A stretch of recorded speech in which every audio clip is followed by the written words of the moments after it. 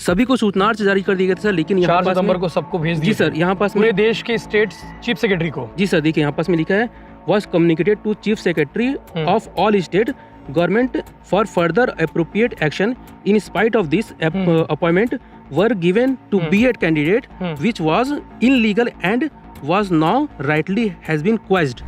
मतलब कि जिस गजट के आधार पर छत्तीसगढ़ में भर्तियां निकाली गई वो गजट नोटिफिकेशन 2021 में रद्द हो चुका है सर। मतलब वो अब भर्तियां यहाँ निकाली जाती हैं 2023 में। तो ये बहुत ही बड़ा सर ब्लंडर मिस्टेक हुआ था। ब्लंडर मिस्टेक था, वो सरकार अपने फायदे के लिए देखी उस समय। आर्टिकल 21A का उल्लंघन माना जाता है यदि आप अप्रशिक्षित टीचर्स को बच्चों को पढ़ाने के लिए शामिल करते हैं। यहाँ पास में जो D.Ed वाले हैं वो प्रशिक्षण करके सर बाहर हैं और जो B.Ed वाले हैं उनको शामिल कर लिया गया था। ट्रेनिंग लिए नहीं है, ट्रेनिंग वालों के लिए। कहाँ घर का कैसे खर्चा करें और क्या करें कुछ समझ नहीं आता। कई बार तो ऐसा होता है कि हो अल्लाह ही का कुछ अच्छा कर दे क्या ऐसे करके। आपकी आंखों में आंसू आ गए, मतलब इमोशनली। 28 अगस्त 2024 को निर्णय आया। हमारी निर्णय का वहाँ शायद MP वालों ने जारी कर दिया था। MP वाले ने सर 29 तारीख को यहाँ पास में निर्णय के बाद में यहाँ पास में जारी कर दिया और 11 अगस्त के बाद में जितनी भी ज्वाइनिंग थी सबको अमान्य मान दिया। 6 सितंबर की तारीख होगी, सरकार का अभी तक इसमें स्टैंड समझ नहीं आ रहा। नमस्कार, जय जोहार, जय छत्तीसगढ़। B.Ed वर्सेस D.Ed की लड़ाई जारी थी। हाई कोर्ट, सुप्रीम कोर्ट से फैसला आता है। फैसला क्या आता है ये आज इस वीडियो में आपको मालूम चलेगा। लोग इंतज़ार कर रहे थे कि भैया 28 अगस्त को सुप्रीम कोर्ट ने जो फैसला दिया है उस फैसले की कॉपी में क्या लिखा गया है। आखिर वो कौन सा तर्क है जो D.Ed वालों के फेवर में फैसला गया है।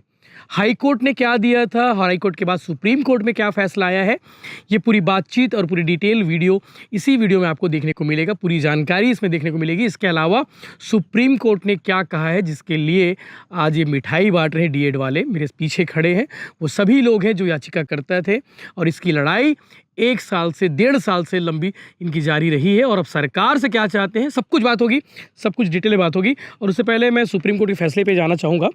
आप मुझे बताइए कि पहली याचिका आप लोगों ने कब डाली थी? आप पूरे D.Ed वाले हैं, पहली याचिका D.Ed वालों की ओर से कब डाली गई थी और किस दिन डाली गई थी और किस लिए डाली गई थी?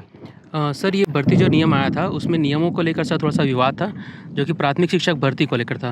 विवाद तो वैसे सर 2018 से चला आ रहा था सर, जिस समय NCT ने अपने नियमों में संशोधन किया और पूरे देश में सर यहाँ पास में KVS के एक अध्यक्ष के द्वारा यहाँ पास में यहाँ मांग रखी गई कि जो B.Ed वाले हैं उनको प्राथमिक शिक्षक में शिक्षकों की कमी को भर्ती को देखते हुए थोड़ा सी उनको राहत दे दी जाए। लेकिन यहाँ पास में सर प्रशिक्षण को दरकिनार कर दिया गया यहाँ पास में, क्योंकि प्रशिक्षण जो है सर वो डिप्लोमाधारियों को जो है दिया जाता था। वन टाइम इलेक्शन था यहाँ पास में। लेकिन हुआ क्या सर, जब छत्तीसगढ़ में ये मामला आया तो यहाँ पास में जब भर्ती नियम जो चालू हुआ आपका, यहाँ पास में 4 मई को नोटिफिकेशन आया था। 4 मई के नोटिफिकेशन को सर यहाँ छत्तीसगढ़ में हमारे द्वारा 30 दिनों के अंदर यहाँ पास में चैलेंज कर दिया गया था उस नियम को, जिस नियम के तहत छत्तीसगढ़ में यहाँ पास में B.Ed वालों को भी प्राथमिक शिक्षक के तौर पर शामिल कर लिया गया था। अब यहाँ पास में 2 बार सर सुनवाई हो चुकी थी पहले भी छत्तीसगढ़ हाईकोर्ट में। आप लोग आपत्ति पे याचिका पे? जी सर। और उसके पहले जो छत्तीसगढ़ जो आपका पात्रता परीक्षा हुई शिक्षक भर्ती की उसमें भी सर 2022 में आया था। तो उस समय भी हमने विभाग को ये अवगत कराया था कि मामला सुप्रीम कोर्ट में लंबित है। उस लंबित मामले में सर उस नियम को अनदेखा कर दिया गया। सेम मामला सर केंद्रीय विद्यालय में भी हो, लेकिन केंद्रीय विद्यालय में B.Ed वालों को बाहर कर दिया गया था। नियमों को अनदेखा करने की जो बात आ रही है लगातार, मतलब मुझे लगता है कि इस फैसले में भी वो साफ साफ झलक रहा है कि जो उन्होंने सितंबर 2023 में ही कह दिया था कि इस मामले में B.Ed वालों को शामिल ना किया जाए। कौन है इसके लिए जिम्मेदार, किसको मानते हैं आप लोग?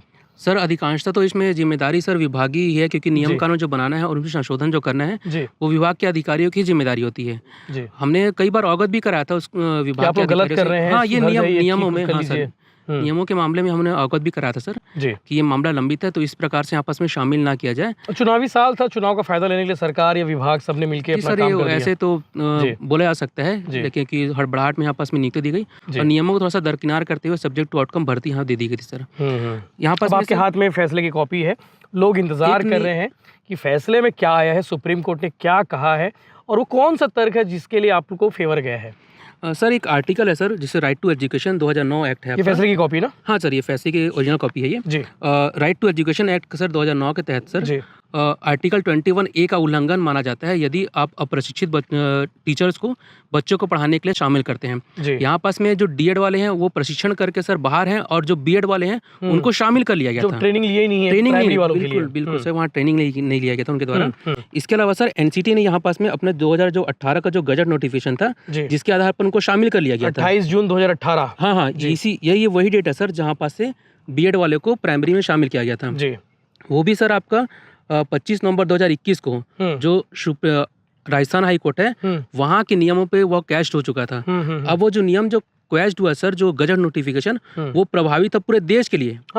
मतलब कि जिस गजट के आधार पर छत्तीसगढ़ में भर्तियां निकाली गई वो गजट नोटिफिकेशन 2021 में रद्द हो चुका सर। मतलब वो अब भर्तियां यहाँ निकाली जा रही हैं 2023 में। तो ये बहुत ही बड़ा सर ब्लंडर मिस्टेक हुआ था। वो सरकार अपने फायदे के लिए देखी उस समय की जो सरकार थी। इसके अलावा सर यहाँ पास में एनसीटी जो national council for teacher education है उन्होंने सभी राज्यों को एक निर्देश पत्र जारी कर दिया था 4 सितंबर 2023 को।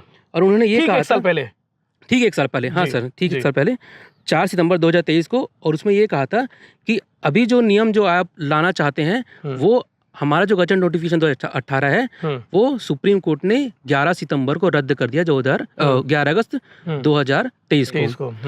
सभी को सूचना से जारी कर दिया गया था सर। लेकिन यहाँ 4 सितंबर को सबको भेज दिया। जी सर, यहाँ पास पूरे देश के स्टेट चीफ सेक्रेटरी को। जी सर, देखिए यहाँ पास में लिखा है was communicated to chief secretary of all state government for further appropriate action.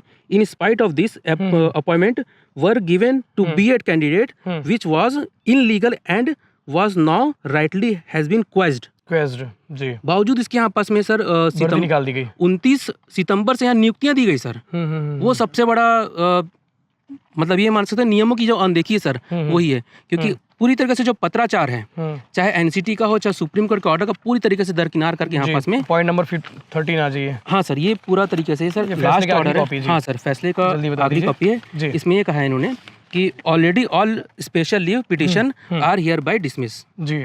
और यहाँ पास में जो जस्टिस है सर मिस्टर सुधांशु धुलिया और मिस्टर पंकज मित्तल उनके है सर। ये बिल्कुल। तो अभी आप लोग की ज्वाइनिंग कब तक हो रही है?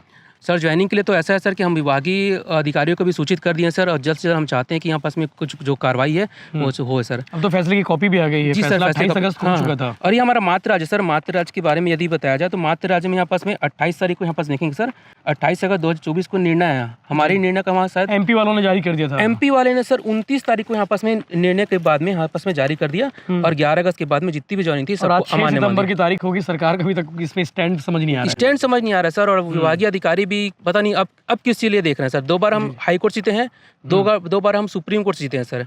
फिर भी यहाँ पास में 4 बार लड़ने के बाद में भी अनदेखी सर। हमारे लाखों रुपए तो वैसे ही चले गए हैं। बाकी में पैसे की बात करें तो अगर आप लोग तो नौकरी में भी नहीं थे, नौकरी में नहीं थे तो फिर सब कैसे मैनेज करते थे, घर वर्क कैसे करते थे? मैं अभी अपना नाम बता दें।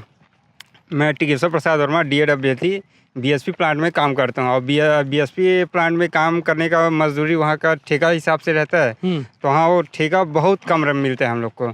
वहाँ जैसे हम लोग को 10,000 मिलेगा, मतलब 30 दिन काम करेंगे 10,000 मिलेगा तो 2,000 हमारा बाइक पेट्रोल खर्चा है। तो 8,000 में हम इधर भी इधर कोर्ट के लिए भी लड़े हैं और देखो 8 महीने हाई कोर्ट में लड़े हैं और बाकी के 6 महीने सुप्रीम कोर्ट में। इससे बहुत लगा होगा। अब कहाँ से पैसा कैसे, अब इस बीच में ना हम घर में भी कई बार ना कलह क्लेश हुआ है। शादी हुई है? शादी हो गया है टिकेश्वर प्रसाद वर्मा और एक बच्चा भी आया। तो कहाँ घर का कैसे खर्चा करें और क्या करें कुछ समझ नहीं आता। कई बार तो ऐसा होता है कि हो अल्लाह ही का कुछ अच्छा कर दे क्या ऐसे करके। आपकी आंखों में आंसू आ गए, मतलब इमोशनली समझ आ रहा है। अब वो ना गुस्सा का कितना बताए सर। अब क्या होता है अभी सुप्रीम कोर्ट का ऑर्डर एकदम क्लियर है, जजमेंट एकदम क्लियर है, हाई कोर्ट का ऑर्डर को इम्प्लीमेंट किया जाए।